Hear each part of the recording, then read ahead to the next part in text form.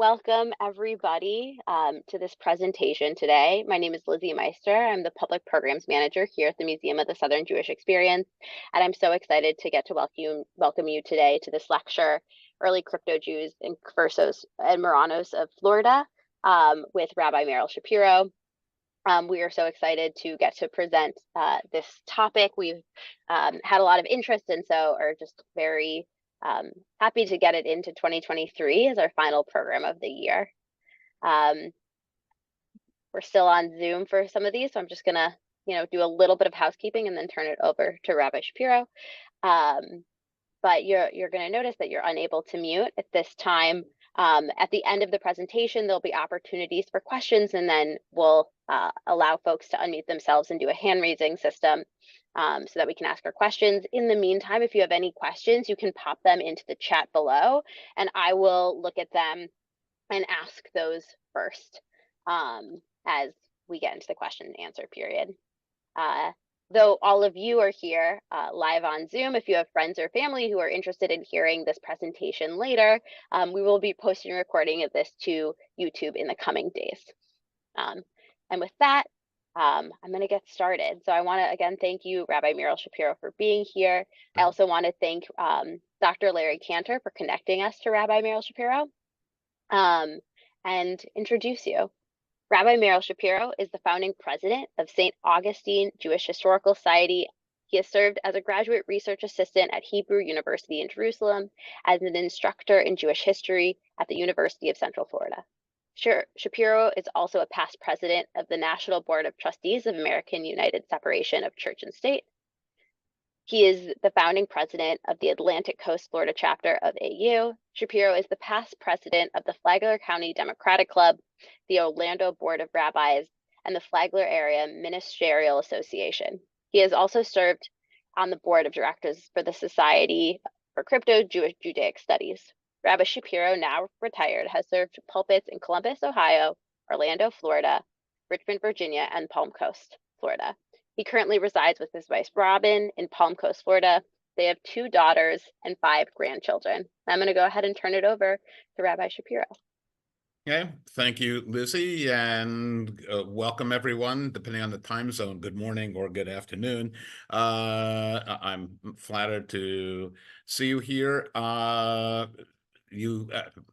Unfortunately, because of the size of the crowd and so on, you are muted, but I would welcome under normal circumstances any interruptions. You can interrupt me while I'm speaking. That would be fine. Any question is welcome. Any question, there is no question out of bounds. I don't get offended or anything like that. Let's change this to slide mode. Let's see. All right, this is not doing its thing. We'll leave it in this format. So we believe, I'm delighted to be hosted and flattered to be hosted by the Museum of the Southern Jewish Experience. We happen to believe that the Southern Jewish Experience actually begins here in St. Augustine, Florida, and nowhere else. And you are delighted I would be delighted to have you quibble with me and argue with me. That's quite all right. You do not have to agree with me. And in fact, I urge you not to believe a word I say, but rather if you are interested in history and the Southern Jewish Experience, I urge you not to believe a word I say, but rather to go and do the research yourself. Do the reading. I'll be happy to share with you the sources. My email address will come up at the end of this slide presentation, and you can always reach me through the Museum of the Southern Jewish Experience. The Talmudic tractate Ethics of the Fathers, Pirkei Avot, says "Ein kemach, ein Torah." If there's no flour, if there's nothing to sustain us, ein Torah, there is no Torah, there is no learning.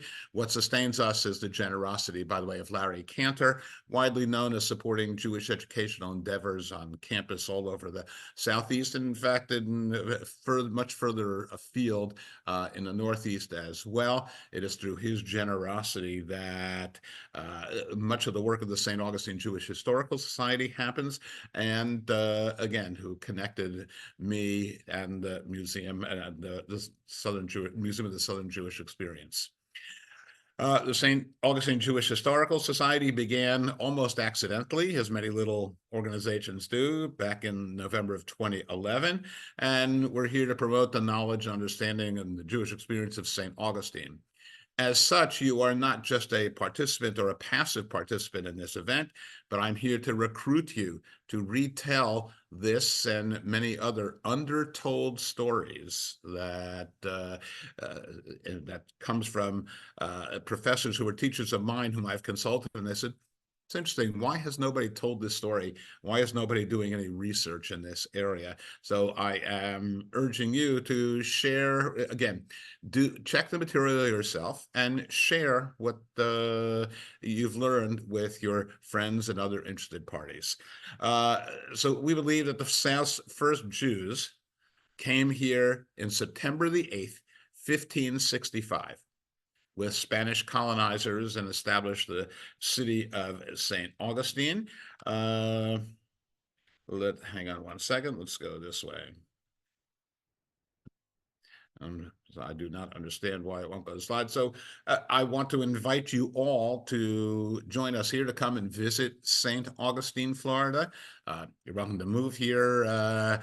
Some of the people are beginning to say about Florida, outsiders come and visit and have a safe trip home. But nonetheless, when you come to St. Augustine, we'll take you to Mission Nombre de Dios and take a look at this great cross that stands 208 feet over the Matanzas River and the Bay is Offutt. It is thought to be, we've since discovered otherwise, but it's thought to be the place where the city was founded. Now, I ask you, and we're too many to really have a discussion about this, but the Pew Memorial Trust, the section that studies religion in the American mind, presented a picture of a cross to a statistically significant number of Christians and asked them, what emotion do you attach to the cross? What emotion does it arouse within you when you look at this cross? And I'd like you to guess what their response was. Overwhelmingly, the answer was love. And those of you who have been to, I haven't seen it at baseball games, but basketball games and football games, no, you're going to see a sign that says John 3:16, the Gospel of John. Chapter 3, verse 16 says, God so loved the world that God gave to the world his only son, Jesus, and so on, that through him we might attain eternal salvation. Then the Pew Memorial people showed the cross to a statistically significant number of Jews and asked them what emotion they attached to seeing the cross. And overwhelmingly, interestingly, their response was fear.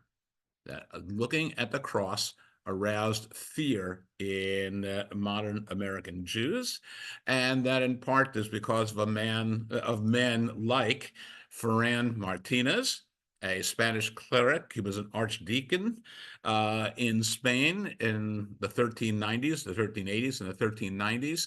It has been suggested that he was illiterate, by the way, but he was an anti-Semitic agitator, as you see, and he spoke against the Jews of Spain and urged the Catholics of Spain to go and destroy Jews, Judaism, and put all the Jews, Martin Luther King would echo this later, put all the Jews in their synagogues and burn their synagogues to the ground.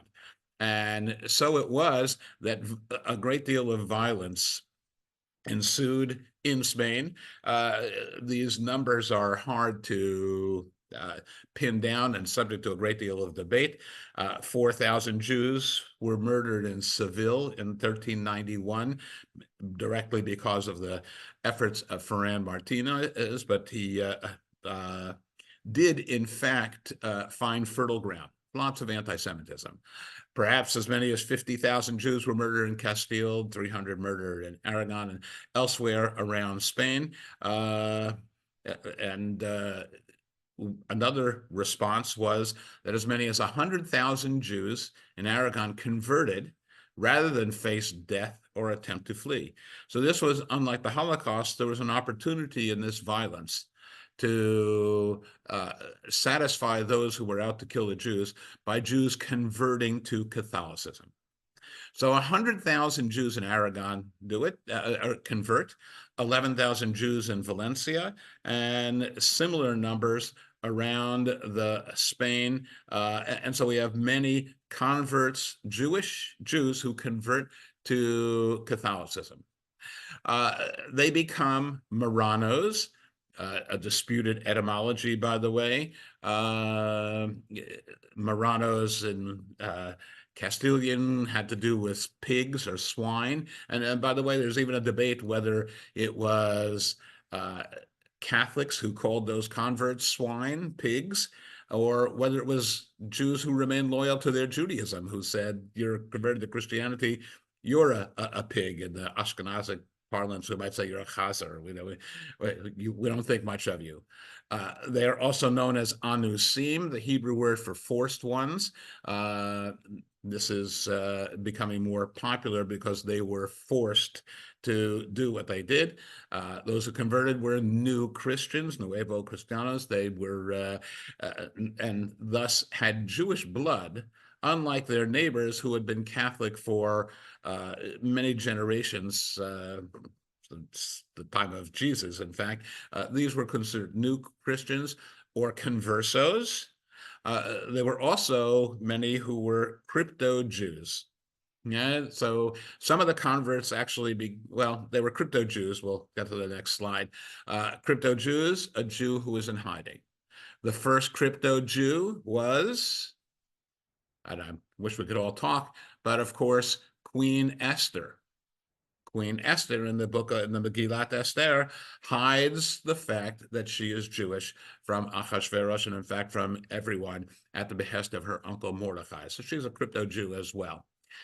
Some of the Marranos, some of these conversos, by the way, some think, for Hebraists, some think that the word Marranos comes from the word Laha'amir in Yigdal at the end of services on evenings. Lo Yamir Dato, will not divert. So they were diverted. Others think it's swine. It's not quite clear. I'll introduce you to the person who puts forth that Hebrew source of the word Marranos in just a few slides.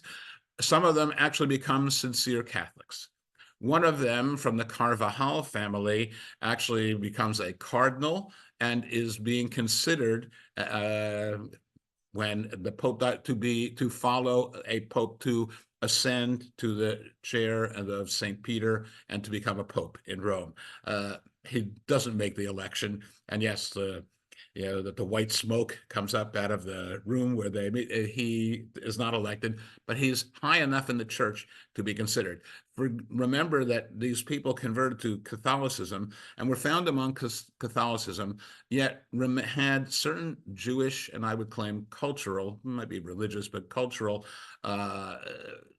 elements that they maintained. One of them being a high rate of literacy. So there were church functionaries who were not literate. These people were all very literate. Some of the Marranos did not become sincere Catholics, but outwardly Catholics, and practiced their Judaism in secret. And finally, a third group just fled Spain, and a bunch went to Portugal, and then many headed to the east, to places like Greece after the expulsion in 1492. Because the Inquisition only covered those who had converted to Catholicism, and the Inquisition only had authority over Catholics. Ultimately, Jews themselves were expelled from Spain in 1492. Shortly thereafter, Salonika, Greece, became the most populous, had the greatest Jewish population in the late 15th and early 16th century. They went to various parts of the Mediterranean. And so we have two different opinions. One of them is from a scholar who came to the United States from Israel to work at Cornell, and then later at Dropsy College in Philadelphia. His name is Ben Sion. He is the father of, much in the news, Bibi Netanyahu. So why is Bibi Netanyahu's English so good? because he graduated from Cheltenham High School in Philadelphia, the neighborhood in which his father lived. And his father firmly believed and published a paper that said there are people who didn't care about their Judaism when they were Jewish. So they converted to Catholicism, and they didn't care about Catholicism when they were Catholics either. Religion was just not such a big deal. His opposite number is Chaim Beinart, who happens to be the teacher of my teachers. And Chaim Beinart, not related to the Peter Beinart who does op-eds and who writes, I think it's at NYU, I'm not sure, but at Columbia, writes about Israel. Chaim Beinart believes, a student of the Spanish Jewry, this history of Spanish Jewry, says, no, they really did care. And in fact, they converted and continued their Jewish practices in secret because they wanted to save Judaism for future generations. They did not want to see an end to Judaism.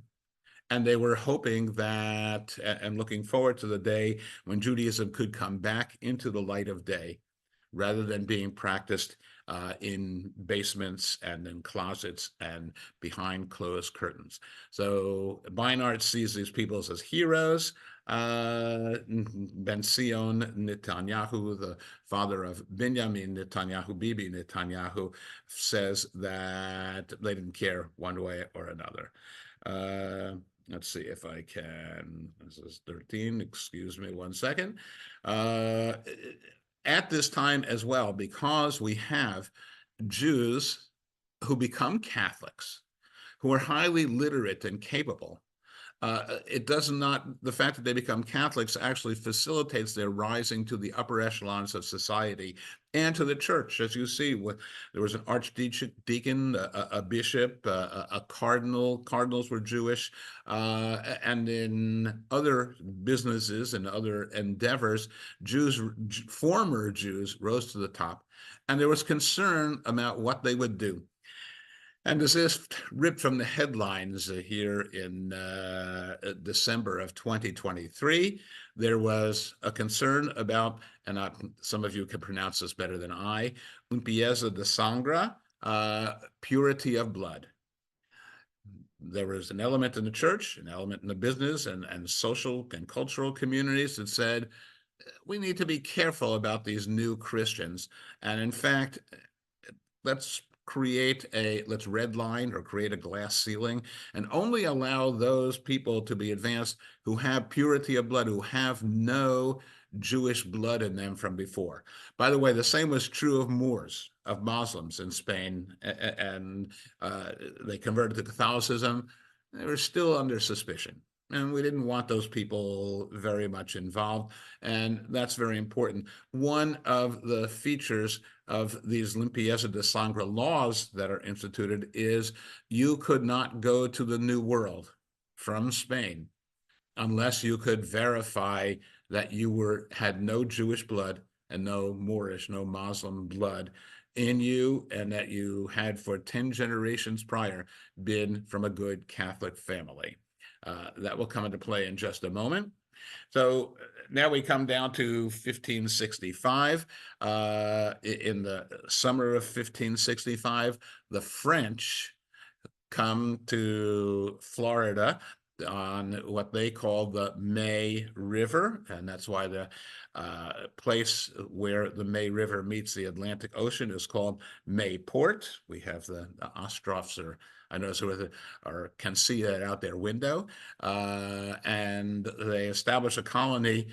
That was very upsetting to the people of Spain and to the government of Spain and to the King of Spain, King Philip, because that land had been claimed by Ponce de Leon 50 years earlier as being Spanish land. Not only that, there was a concern because the French, after the Reformation, they were Protestants. And the Catholics of Spain did not like the Protestants. They thought they were apostates. They thought they were terrible and awful people, and they needed to be driven off the land of Florida. So Pedro Menendez de Avila was sent to the area to do two things. One, to drive out these Protestants, the Huguenots, the French, and number two, to establish a colony, to establish the presence of Spain in La Florida, and we'll look at a map in just a little bit and see why that's even more important than you might suspect. Well, it's actually here. This is called the Spanish Main, and many of these ports collect important raw materials. Perhaps the most important was silver because it was plentiful, but gold as well. And it was generally brought to Havana and assembled to be taken across the Atlantic Ocean. And this line curves both to avoid the Bahamas, this is the Bahamas Strait, but also to follow the Gulf Stream and in effect get a free ride back to Spain. One of the closest places before you depart across the Atlantic was the coast of Florida. And so St. Augustine became an important jumping off point for this fleet. In fact, when you come, and I urge you to come and be in touch with me, and I'll take you around St. Augustine. We'll take a look at Treasury Street. Ships loaded with silver would dock, and while they remained in St. Augustine, the silver was loaded off the ships into the Treasury at one end of Treasury Street. The other end of Treasury Street was at the dock in St. Augustine. And so it is the last place before the embarkation, and Pedro Menendez de Avila wants to play an important role here in this transatlantic trade and assuring that it wouldn't be beset upon by pirates. And you see these symbols here all indicate places that are popular with pirates. The question, it's not even so much a question, the question of Jewish pirates, and there were Jewish pirates, is something beyond the scope of our discussion, but is a discussion in and of itself. So Pedro Menendez de Avila follows an important path in arranging, and for a time, all trips to the New World had to begin in Seville, and everybody had to be registered, and everybody had to pass that limpieza de sangre test. There are many people who lied, made up their genealogies, and so on. Some people paid bribes, but nonetheless in Seville. And then as I went down the Guadalquivir River, by the way, Guad, like Guadalupe, Guadalajara, and so on, is a variant of the Arabic word wadi, the dry riverbeds in Israel. So they go down the Guadalquivir River to Cadiz, make sure they have a proper count. Pedro Menendez de Avila was particularly concerned about that, since some of the people in his fleet were paid for, and their salaries were paid, and their sustenance was paid for by the king, and others were his own personal endeavor. And so from Cadiz, which also, by the way, is the happens to be the same Phoenician Arabic word as Gadara in Israel, but that's a story beyond their scope. So they're in the harbor of Cadiz. They're docked, in all probability, right here by the bus station. There wasn't a bus station in 1565, obviously, but right here by the bus station. When they sail, they're going to go up and around this peninsula, and they, in fact, do carol around. And then when they get here, Pedro Menendez de Avila in his log reports unusually contrary winds, and says we can't sail if the winds are contrary. And so they come to a place and overnight anchor off of this last spit of land, San Sebastian and Fort San Sebastian. You can walk and you can travel along there. If you've ever been to Cadiz or want to go to Cadiz, you can walk or ride a horse or whatever to get out to Fort San Sebastian.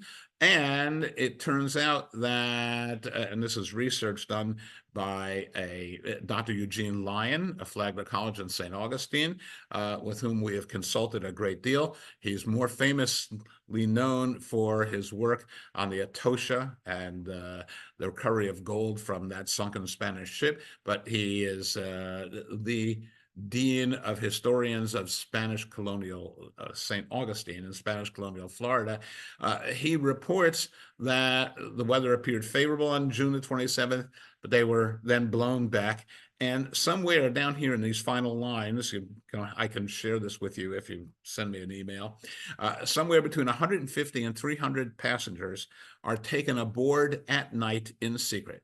They are not recorded in the ship's manifest that they handed in to the officials as they left Cadiz.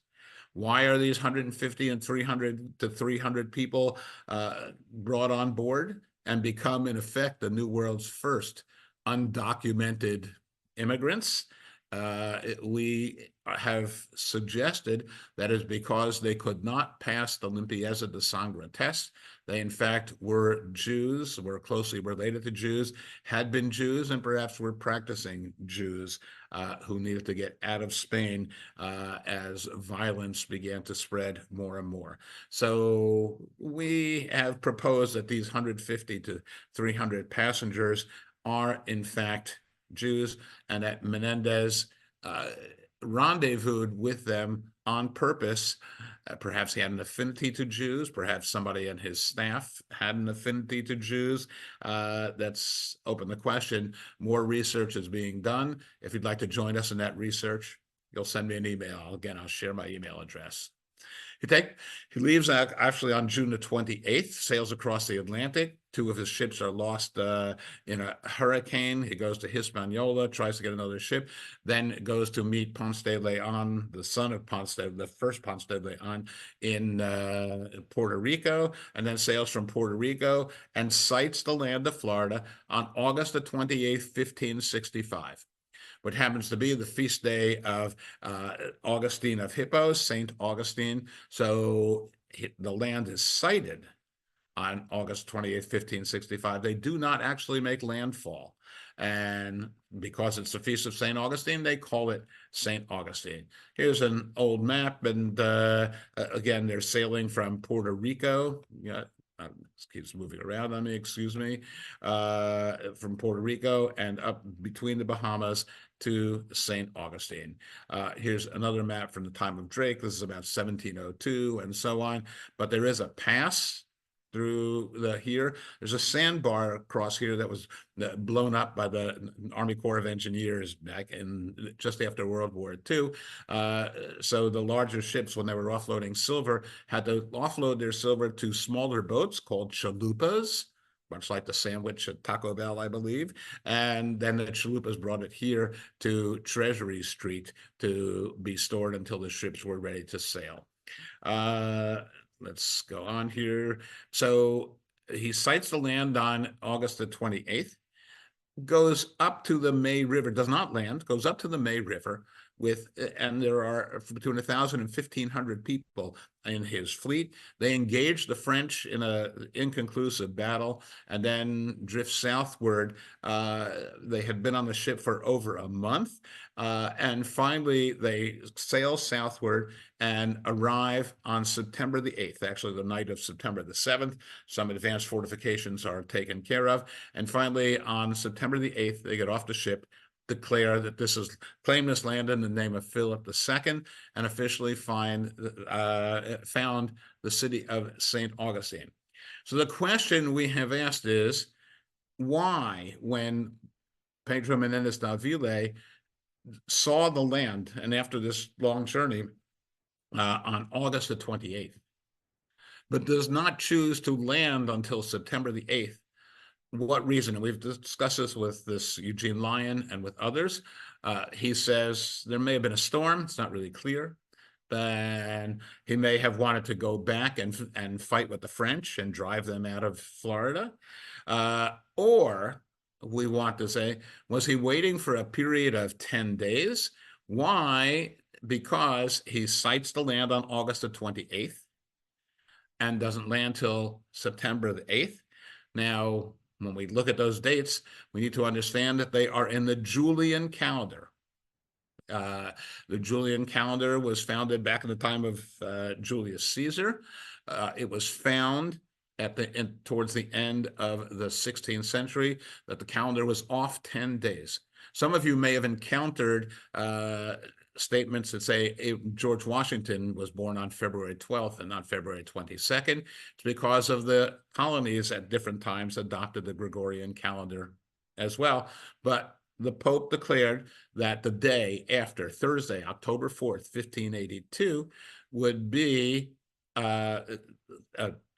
would be, and even earlier in Spain, by the way, Catholic countries adopted this much earlier, would be Friday the 15th. We would add 10 or 11 days. And I tell you that because we all agree that August 28th is too early to be Rosh Hashanah.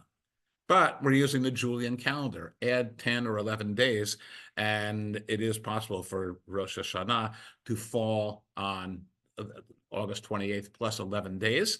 And so what we realize is August the 28th, when Pedro Menendez de Avila cites land, that's the first day of Rosh Hashanah. And he waits 10 days, and after the 10 days pass, then that would be the day after Yom Kippur, then he decides to set foot on the land and claim it. Now, is Pedro Menendez de Avila Jewish, or does he have Jewish roots? We don't know, but perhaps it's a custom that his family acquired not to begin any new endeavors in the first 10 days after the new moon, closest to the autumnal equinox. The new moon closest to the autumnal equinox is Rosh Hashanah, by the way. So those 10 days were Yom Kippur. We have offered an explanation, since no one else can explain it. We have offered the explanation that he waited 10 days because there was some Jewish content that said, don't set foot here now, wait 10 days till after what would be Yom Kippur, and then you can set foot on the land to establish a successful colony.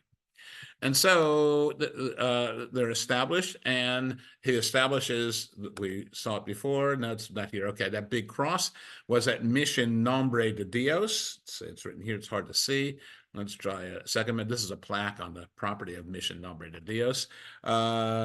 Yeah, and these are not named, or these are numbered. Nonetheless, this is a list of the 66 of the largest, and most prominent Spanish missions in Florida.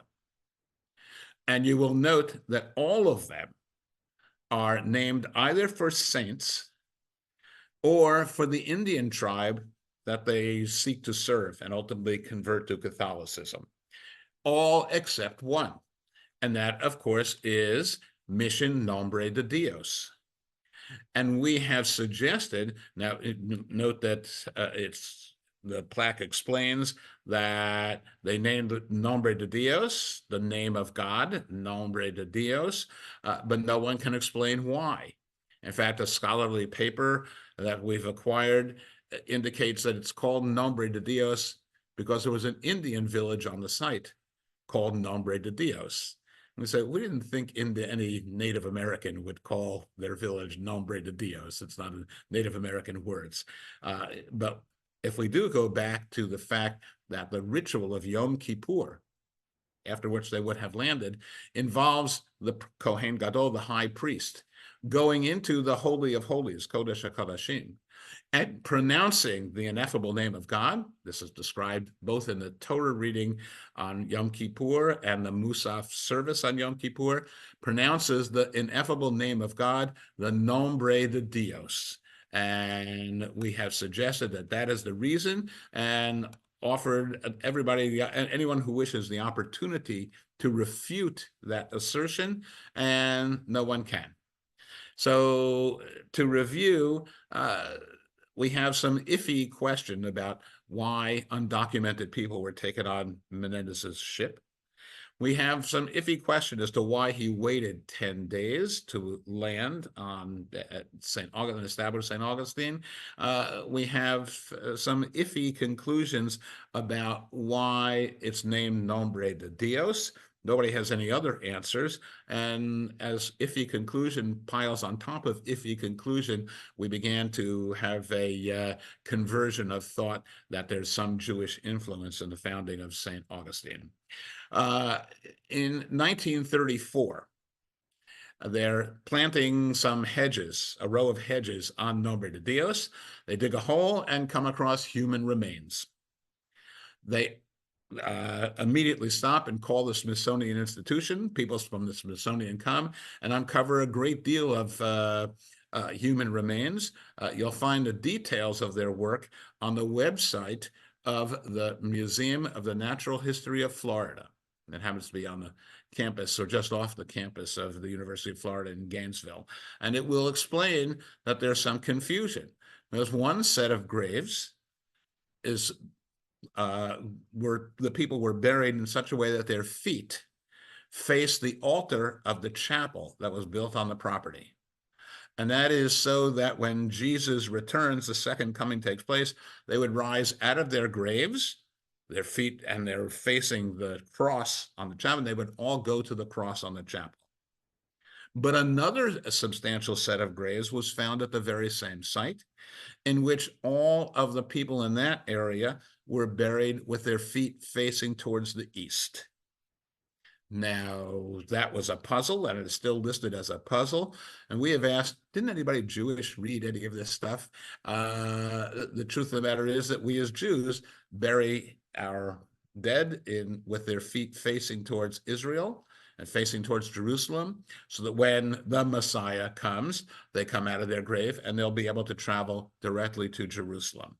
So now, all of these remains are Native Americans. But we need to remember that the people who came here in 1565, when the Jewish life in the South began, the people who came here fully believed, as did Christopher Columbus, and as does the Mormon Church even today, that the Native Americans were the 10 lost tribes of Israel. So they thought they were Jewish, and we suspect buried them in a Jewish manner. And by digging up these graves, by doing archaeological studies of these grave sites, we have uncovered yet another iffy clue that not the people who were buried there, but whoever was responsible for burying them and their orientation may have been that the person who was responsible for burying them may have had that Jewish experience somehow or another. Now we turn to the work of University of Colorado at Colorado Springs, Professor Roger Martinez. He has extensively studied the family called Carvajal. You may know some people named Carvajal. It's written like in the center there, Carvajal. There's a Portuguese variant. There are several variants to the name Carvajal. Happens to be a cork tree, but that's not so important. They were a very prominent family in an area called Extremadura, and they were powerful in their parish and exercised a lot of control over their the goings-on of the church, including the substantial property that was owned by the church. And they come in contact in the perhaps as early as 1391 with the family of Rabbi Solomon Halevi of Burgos. Now, Rabbi Solomon Halevi of Burgos converts himself to Christianity to hide from the violence that is taking place. Can you still see what I'm doing? Okay, yeah, okay, you can see? Okay, it's mine says something else. Nonetheless, Solomon Halevi of Burgos, a rabbi, a well-known rabbi and respected, start my video, okay. There we go.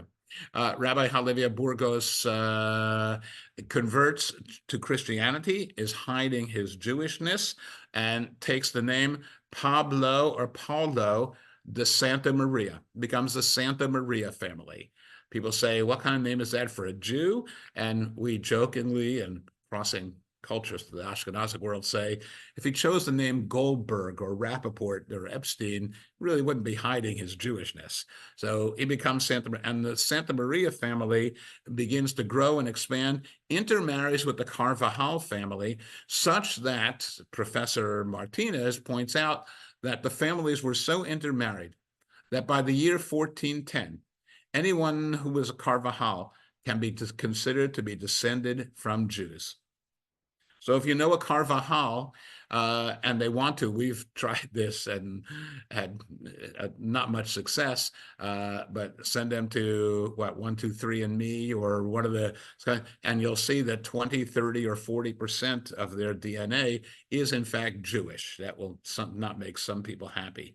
And so we noted with interest that the Carvajals are Jewish, that there is here in this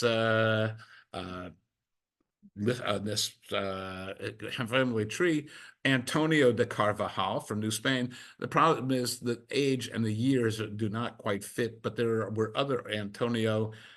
This is Antonio Martinez Carvajal. There were other Carvajals, including the first endenizened Jew in England. The Jews had been expelled until the time of Cromwell, and the first Jew who was, he had already been there, but the first Jew in England admitted after the expulsion of Edward I in 1290 was a Carvajal.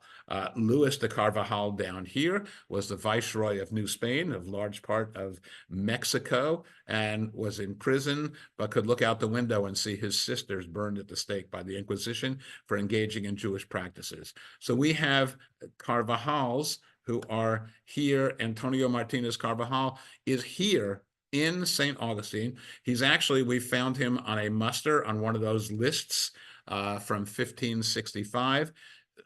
Antonio Martinez Carvajal, Jewish, according to Professor Martinez, sets foot on this territory in September the 8th, 1565, and therefore becomes the first person of Jewish descent to set foot in what would become the United States of America. That's September the 8th, 1565. He's as much a student as anything else. Jonathan Sarna is now the Dean of American Jewish History. He was a student of Rader Marcus, and David Rader Marcus was fond of saying that when you find the first Jew in any given locale, there's always one before it. There's always seems to be one before it. I have a feeling by looking at his face that Bernie Eisenfeld knew that. That in fact, there's somebody before it, but we think that there was no Jew on what would become the United States, all 50 states, before August 28th, before September 8th, 1565. And that first one was our Carvajal. He was the harbor pilot. We have much correspondence from him to the king, basically asking to be reimbursed for his expenses in being the harbor pilot here. Here's a catalog, a card catalog. These are antiques in and of themselves, from the University of Florida. The AGI means Archives General of the Indies, and where it could be located, and speaks of Carvajal, but also mentions Pedro Luis de Paez. Pedro Luis de Paez is here in July of 1583, and Dr. Stanley Hortus, who at one time was the New Mexico state historian, Jewish. He began to hear stories of Hispanics and people who my grandparents didn't eat pork, or my great-grandmother used to go into the closet and light 2 candles on Friday night, or we always did the laundry on Fridays to have fresh clothes for Friday evening. We never ate on the 10th day after the new moon in the fall, that was Yom Kippur, and so on. So he kept hearing these stories, and he did a study, and he helped us find that this Pedro Luis de Paez was here in St. Augustine. We claim him, of course, he's Jewish. He was involved in the slave trade, I'm afraid, from Portugal, and then ultimately finds his way to New Mexico and is involved in slave trading there. But he is yet another Jew who was here in 1583, not 1565. And he brings his wife and at least 2 children that we know of as well. Our concern is, as we do this study, that we are caught up and influenced by La Leyenda Negra, the Black Legend. It was spread in the 16th century as anti-Catholic. It was also spread by the British, who were the enemies of Spain. And I said these Spanish people really haven't made any important contribution. They're not important. We're not so interested in them, and we shouldn't be interested in them. And in fact, there are those who feel that this continues to influence our regard for Hispanics, may even have something to do with our disregard or unhappiness of some of us with what happens at the Mexico-U.S. border. So it's also ripped from the headlines. And there was an attempt to demonize those from the Spanish Empire. So nobody wants to deal with this. If you ask, of course, most American Jews what was the native language of the great-grandparents of American Jews, they'll all say Yiddish. They'll all say that everyone was Ashkenazic and that all of them ate bagels and lox on Sunday morning, when in fact a significant number of Sephardic Jews came in the early part of the Southern Jewish experience and were here, but people don't want to put much stock in that or much regard in it. So that has hindered our studies as people give us the back of their hand and think this is not serious, and it may not be serious, but there are just too many coincidences that point to the fact that there's a Jewish presence here in St. Augustine in 1565. We continue to search for evidence, so that we have not stopped, and new information has come to light that we hope to publish and share in presentations like these in the future. In the meantime, you are more than welcome to send an email to the Society for, to St. Augustine Jewish Historical Society, 1565 at Gmail. Bernie, I can't, you're out of focus, Bernie, I can't tell. And Rabbi, me personally, Rabbi32164 at Gmail, and I love your questions and would be happy to hear them. With that, we can stop, and that's a very quick run through of some of our research. By the way, St. Augustine has a Jewish history, very important in the 1840s. The first Jew to sit in the U.S. Senate, David U. Lee, lived and studied for the bar here in St. Augustine. The largest mass arrest of rabbis in U.S. history took place on July the 18th, 1964, when 16 rabbis were here at the request of Martin Luther King. A lot of history here, but we believe the Southern Jewish experience began here in St. Augustine. So I thank you for your kind attention. Thank you so much, Rabbi Shapiro. That was so informative and a really interesting dive into those connections between the earliest Jews coming down from Spain and Portugal and Europe to today. We do have some immediate questions posted in the chat. So the first one, was Columbus Jewish? After you answer that, I have allowed folks to unmute themselves. What I ask that you do is you raise your hand, and you can then unmute yourself after we get some of these questions from the chat answered. Okay. Okay, so I noticed in the chat also that the question of there were Jews on Columbus's boat. I refer you to the work of the late Estelle Irizarry, who was the chairperson of the Hispanic Studies Department of Georgetown University in Washington, D.C. She wrote a book called The DNA of Columbus's Writings. It's Irizarry, Irizarry. I'll share with you a bibliography if you send me an email, or I'll share it with Lizzie. You can get it from her. Professor Irizarry claims without a doubt that Columbus was Jewish, and that his native tongue was not Spanish, may have been Ladino, he may have been from the Balearic Islands in the Mediterranean, but to cover that up, he claimed he was from Genoa. A real wordsmith, remember, a person from Genoa is a Genovese, she believes that Columbus chose to have his roots made up story as Genoa and Genovese because it is an anagram of I navigate. But as far as Columbus having come to what would become the United States, never had. He came to the Bahamas, came to Hispaniola, there is another place named Nombre de Dios today in Panama, came to those areas, but not to the United States. So, and by the way, Lizzie, on behalf of anybody, please, if I'm not fully answering your question, push me, please. I appreciate that. And I think you got two questions with that. Another question in the chat, how was circumcision handled? How was circumcision handled? Well, circumcision probably did not take place. We've just passed Hanukkah. In the time of the Maccabees, we know that there were people who underwent some sort of surgical procedure to reverse the appearance of circumcision. And interestingly, we know that happened in 1933, 34, 35 in Germany and in Europe as well, as Nazis rose to power and Jews were marginalized. And so circumcision was not practiced. Do these people have Jewish homes? They may have observed kashrut. By the way, the Inquisition urged Catholics to report people who would not eat shellfish, who would not eat oysters, would not eat clams, would not eat some of the things that were found on the waters around Florida. So they may have kept kosher. And again, they may have done their laundry on Friday to wear clean clothes on Friday night, or may have lit candles. But most Jewish practices did not take place.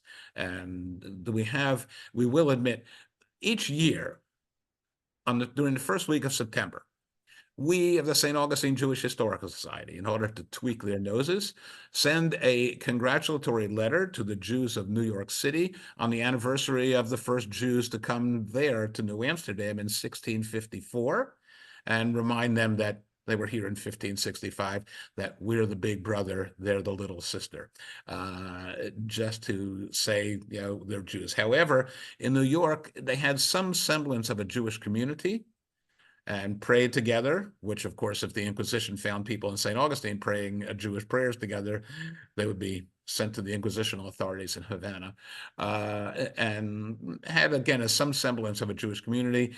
That really doesn't happen under the Inquisition. Okay. After the early arrivals, when was a community established, Sephardic or Ashkenazi? So I think the question is, when did St. Augustine have like a Jewish community? Okay, so the Spanish remain here first till 1763. So the Inquisition is in force, and it's dangerous to have anyone know you're Jewish. In 1763, for 20 years, St. Augustine is British. And it's hard to tell whether there was anything other than some merchants who were here. There was not really a Jewish community. 1783, it goes back to Spain, and Spain finally turns it over in 1820, and that's when we become a territory. And Moses Elias Levy, who was another topic for another gathering, comes to town, and there seems to be some semblance of a Jewish community, but the real Jewish community does not arise until the 1880s. By the way, if you come and we have the time, I will take you to Jacksonville, to the old Jewish cemetery in Jacksonville, Florida, where there's a plaque that says this is the oldest Jewish cemetery in the state of Florida, dating back to 1854. Then we'll get in our cars and drive down to St. Augustine, and I'll share with you the grave of Gershon Poznansky, who was buried there in 1840. So there were Jews. We would like to know who buried Gershon Poznansky. By the way, who happened to have been an itinerant peddler who was killed by Indians, it says on his gravestone in Hebrew, during Hanukkah in 1840. He was the brother of Gustavus Poznansky, the first Reform rabbi in the United States, in KKBE, is it, in Charleston, South Carolina. Anyway, I apologize. I'm a clergy person, or a retired clergy person. Once you get me started, I can talk for half an hour, and I can't stay too long, but I apologize in advance. Go ahead.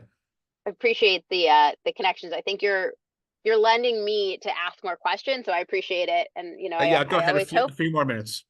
Yeah, as the museum, we hope that people are inspired to ask new questions, and I think that you certainly are prompting us to do so.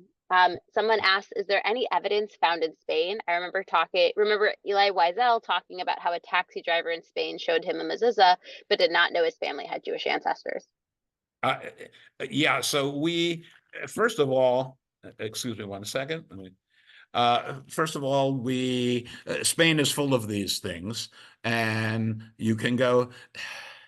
Because there was a lot of tourist dollars involved, Spain has in a way rehabilitated many of the synagogues and Jewish sites in Spain. They can take you there. We look for those things here and cannot find them. And in fact, we had a suspicion that there were Jews buried in Nombre de Dios. And quite in all candor, we asked the diocese, the Catholic Diocese of St. Augustine, if we could hold a service there in memory of those people. We very much see ourselves as rehabilitating and redeeming Jewish souls, Jews who went to their death thinking Judaism was ending. And we're here today to say, we're with you. And so the Diocese of St. Augustine said, yeah, all you have to do is come up with proof that they were Jewish. And our answer, of course, was if they had anything that was a proof and it was discovered, they would have been placed in chains and sent to the Inquisitional courts, either in Havana or in Lima, Peru, and perhaps burned at the stake. So there was a great incentive to get rid of anything that was Jewish, mezuzahs or otherwise. Someone asked what's the time frame for Jewish settlement of the Carolinas, and if this isn't connected to the story, I invite you to come to the Museum of the Southern Jewish Experience and find out a little bit more about this wider story. But if there's a connection, would love to know.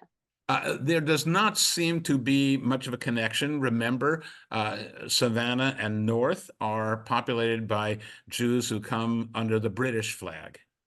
And so they're English speaking and they're British. They come from lands that are Protestant. And there was a great division. It was almost like there was a chain or a wall at the Georgia-Florida border. By the way, one of the features of life in St. Augustine was the fact that slaves from South Carolina and Georgia who ran away aimed to cross the border in Florida, and they all knew one sentence in Spanish, and that was, I want to convert to Catholicism. And once that slave wanted to become Catholic, it then became a source of great fervor on the part of Floridians to say, no, people from South Carolina, we're not going to let you take them back. In fact, some important records that would be helpful to us were burned in a raid led by a Moultrie from Charleston, South Carolina. They came down to reclaim their slaves, could not reclaim them, but burned much of the city of St. Augustine and important records from before 1702. Although we still have some baptismal records and marriage records that indicate that there were Carvajals. There were several Carvajal families that Professor Roger Martinez says were Jewish, and they were here before 1702. Being mindful of time, I think we'll have time for one or two, maybe three questions if we go fast. Someone asked, did many Spanish Jews escape to Turkey? Yes. Now, this is a whole other, and in fact, we have consulted. My professor of history was Dr. Robert Chazen, who I originally encountered at Ohio State University, involved Jewish Theological Seminary, was the head of the Jewish Studies Department at NYU for many years, and also at Tel Aviv University. And he has directed us to several other scholars, but all those scholars say, no, we study the people who left Spain and went to the East, went to Italy, went to Greece, went to Turkey, went to the Holy Land. Those of you who go, you know what, I'm a rabbi, I'll tell you, I go to Friday night services, sing Lecha Dodi. It was written by a descendant of the Shlomo Halevi Alkabetz, who out of Spain. They went to places in North Africa as well, and so they were many. Only a brave few came in the other direction here to what would be North America, but they really had little contact with those who went into the world of the Mediterranean. Do many Mexican and American Mexicans have Jewish DNA? It is suggested that yes, depending on how strong. There, of course, many Mexicans who have lots of Native American blood in them. It is estimated that in Spain today, if you took a statistically significant, there's that phrase, statistically significant number of Spaniards and sent them off to Ancestry.com or 123andMe or whatever, and took you would discover that the DNA of most Spaniards has between 20 and 30% Jewish DNA, Jewish chromosomal material. And so there is in Mexico, from the Carvajals, Dr. Stanley Hortis, the points out and wrote a book about the fact that so many Mexicans leaving the umbrella of the Inquisition came north into what became New Mexico, Arizona, Colorado, and so on, the Southwest United States. So there is that connection. That takes lots more research. I also recommend the work of Professor Gitlitz, G-I-T-L-I-Z, who studied the Jews of Mexico and the Jews in the silver business of Mexico, and those who stayed in Mexico and those who fled and came north to what would become the United States. Thank you. I'm seeing that the time is now approached 2 for our Eastern folks and 1 for our Central, whatever time zone you're in. So I'm going to end our questions there. Merrill has been so kind to provide an email address that I will also share with all registrants. So if you have any questions, or if your question comes up later, you can connect, or you can contact me at the museum and I will direct your question over. I want to thank Rabbi Merrill Shapiro for this fantastic and interesting presentation about the early Jews of St. Augustine, the early Jews of early crypto-Jews, Conversos and Marranos of early Florida, a topic of much interest. And so thank you so much. This was our final program of 2023 at the Museum of the Southern Jewish Experience. I would be remiss to not remind everyone on this call about end of year giving. Help us do more in 2024 by donating to support the Museum of the Southern Jewish Experience's missions and programs. And you can do so at msje.org/support. In January, we are going to start up our public programs again, both virtually and in person. And our first program is January 10th, where we'll be welcoming author Corey Ajmi to talk about her book, Marriage Box, at 6:30 Central at the museum. And there's also going to be a live stream. More events and programs can be found on our website, msje.org/events. As I said at the top, a recording of this presentation will be available in the coming days on YouTube. All registrants will receive a link to that YouTube posting. But the best way to keep involved with what's happening here at the museum is to sign up for our newsletters and to follow us on social media. Thank you so much for being here today. Thank you, Rabbi Merrill Shapiro. And I hope everyone has a safe and healthy rest of the year. And we will see you in 2024. Thank you, and thank you all for your kind attention. I urge you to pursue this subject matter. I'll send you a bibliography. I look forward to hearing from you. I love your questions. Thank you, Lizzie, for this opportunity. Thank you. Bye, everyone. Bye.